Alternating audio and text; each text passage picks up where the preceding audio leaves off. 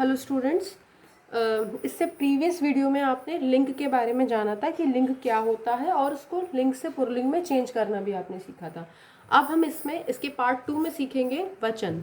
वचन किसे कहते हैं। तो सबसे पहले तो इसकी आपको डेफिनेशन दी गई है, तो हम इसकी डेफिनेशन की रीडिंग कर लेते हैं। शब्द के जिस रूप से उसके एक या अनेक होने का बोध हो उसे हम क्या कह सकते हैं, वचन कह सकते हैं। अर्थात अगर हमें ये पता चल जाए कि वो वस्तु एक है या दो है, ठीक है, या एक से अधिक है या दो से भी अधिक हो सकती है, कितनी भी संख्या हो, या फिर वो वस्तु एक हो, तो जिससे हमें ये पता चले कि वो कितनी है उसे हम क्या कहते हैं, वचन। तो वचन को भी दो पार्ट में डिवाइड किया गया है। एक तो होता है आपका एक वचन और दूसरा होता है आपका बहुवचन। ठीक है, इनके नाम से ही क्लियरिफाई हो रहा है अपने आप में। एक वचन मतलब एक चीज़ और बहुवचन मतलब एक से अधिक चीज़। तो इसकी डेफिनेशन देख लेते हैं। एक वचन मीन्स सिंगुलर नंबर, शब्द का वह रूप जो एक ही प्राणी, वस्तु या स्थान का बोध कराए उसे हम क्या कहते हैं, एक वचन कहते हैं। जैसे पुस्तक, बकरी, गेंद, बेटा, स्त्री आदि। यहाँ एक ही पुस्तक के विषय में बात हो रही है, एक ही बकरी के विषय में, एक गेंद के बारे में, और एक ही बेटा और एक ही स्त्री के विषय में यहाँ बात हो रही है। ठीक है, और अगर हम बहुवचन की बात करते हैं तो ये हो जाता है आपका प्लूरल नंबर, मतलब कि एक से अधिक चीज़ों के बारे में बात हो रही है। शब्द का वह रूप जो एक से अधिक प्राणियों, वस्तुओं, स्थानों का बोध होता है उसे हम क्या कह सकते हैं, बहुवचन कहते हैं। जैसे पुस्तकें, बकरियां, गेंदें, बेटे, स्त्रियां आदि। आपको खुद में क्लियर है कि ये एक से अधिक लोगों के विषय में आपसे बात हो रही है। अब इसकी पहचान कैसे करते हैं। वचन की पहचान संज्ञा या सर्वनाम शब्दों द्वारा एक वचन और बहुवचन। जैसे संज्ञा और सर्वनाम के द्वारा दिखा रहे हैं। पंखा चल रहा है और पंखे चल रहे हैं। वह पढ़ रहा है, वे पढ़ रहे हैं। तो वह क्या हो गया, आपका सर्वनाम है, लेकिन अगर हम वह को बहुवचन में चेंज करें तो क्या बन जाता है, वे।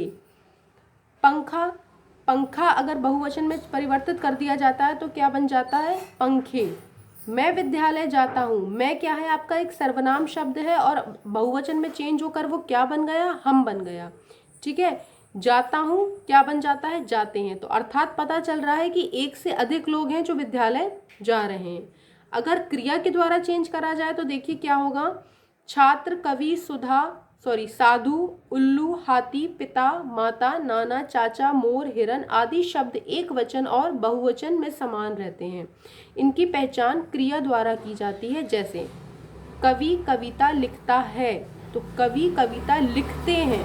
ठीक है, अब आप एक चीज़ नोटिस कीजिए, लिखना क्या है, आपकी वर्ब, वर्ब अर्थात क्रिया है। तो देखो कवि कविता, कवि कविता दोनों सेम है। अब आप कहोगे कवियों क्यों नहीं हुआ, तो देखिए हम यहाँ किसके हिसाब से चेंज कर रहे हैं, यहाँ हम क्रिया के हिसाब से चेंज कर रहे हैं। इसीलिए हमने क्या लिखा यहाँ पे, कवि लिखता को चेंज किया लिखते हैं, यानी कि एक से अधिक कवि यहाँ कविताएं लिख रहे हैं।